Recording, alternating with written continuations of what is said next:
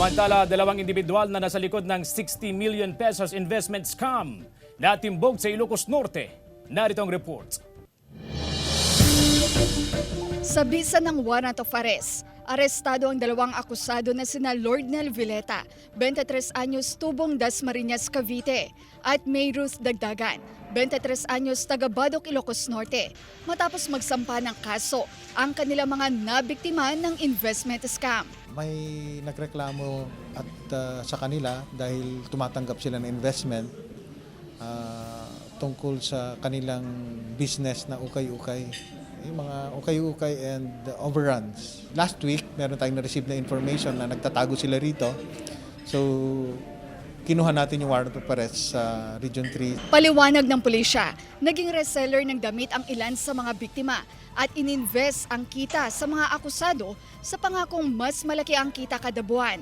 Ang iba, nagbigay ng malaking halaga ng pera ngunit walang natanggap na produkto.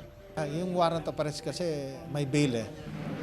So siguro hindi pa na-consolidate na maging parang large scale para wala sanang bail. They do not admit to their illegal activities.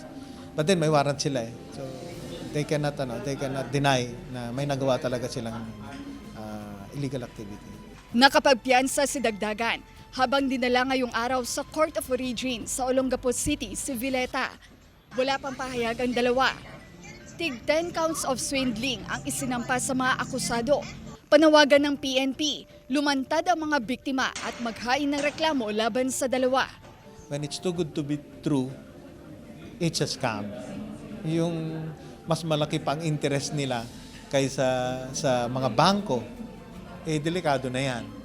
Kasama si George Benson, Ivy Hernando, 1 North Central Luzon.